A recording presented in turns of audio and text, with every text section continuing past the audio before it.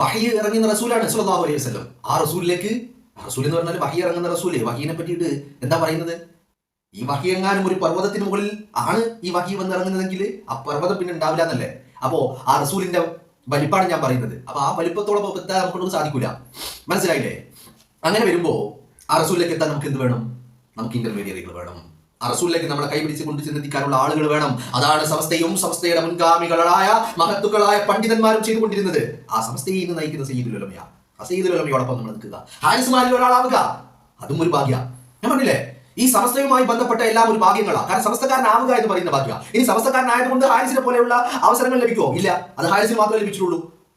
മനസ്സിലായില്ലേ? അപ്പൊ ഇങ്ങനെ പല ഭാഗ്യങ്ങൾ നമുക്ക് കിട്ടിയ എന്താ? സമസ്തയോടൊപ്പം നിൽക്കാൻ കിട്ടിയ ഭാഗ്യം, സയ്യിദുൽ ഉലമയെയും സമസ്തയെ സ്നേഹിക്കാൻ കിട്ടിയ ഭാഗ്യം. ഇതേ ഭാഗ്യമാണോ ഹാരിസിന് കിട്ടിയേ? അല്ല. ഹാരിസിന്റെ ബന്ധവും ഹാരിസിന്റെ ഭാഗ്യം എന്താ? ഹാരിസിന് സയ്യിദുൽ ഉലമയോടൊപ്പം നിൽക്കാൻ ഭാഗ്യം കിട്ടി, സമസ്തയോടൊപ്പം നിൽക്കാൻ ഭാഗ്യം കിട്ടി. അതിലേറെ ഉപരി സയ്യിദുൽ ഉലമ ഈ ഉമ്മത്തിന് വേണ്ടി കേരളത്തിന്റെ തെരുവോരങ്ങളിൽ ഇറങ്ങി നടന്നപ്പോ ആ സയ്യിദുൽ ഉലമയെ ഒരു പോറൽ പോലും ഏൽക്കാതെ ഇങ്ങനെ സൂക്ഷിച്ചു കൊണ്ട് നടക്കാൻ ഹാരിസിനെ കൊണ്ട് സാധിച്ചു. അപ്പൊ അത് നമുക്ക് കിട്ടാത്തൊരു ഭാഗ്യ. മനസ്സിലായില്ലേ? അതാണ് സയ്യിദുൽ ഉലമയും സമസ്തയും. എനിക്ക് അത്ഭുതവും ചിലപ്പോഴൊക്കെ ചില അസൂയ തോന്നാം. ഹാരിസിന്റെ സ്ഥാനത്ത് നമുക്ക് നിൽക്കാൻ പറ്റിയില്ലല്ലോ. ഹാരിസിന്റെ സ്ഥാനത്ത് നമുക്ക് നിൽക്കാൻ പറ്റിയോ? പറ്റിയില്ല. ചെറിയൊരു അസൂയ ഉള്ളിൽ ഉണ്ടാവുക. മനസ്സിലായില്ലേ?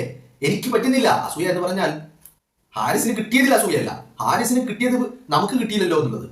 സയ്യിദുൽ ഉലമയോടൊപ്പം, ആ തങ്ങളോടൊപ്പം എന്തൊരു ഭാഗ്യമാണോ ഹാരിസേ, എന്തൊരു ഭാഗ്യ. ആർക്കാ ഇതൊക്കെ കിട്ടുന്നത്?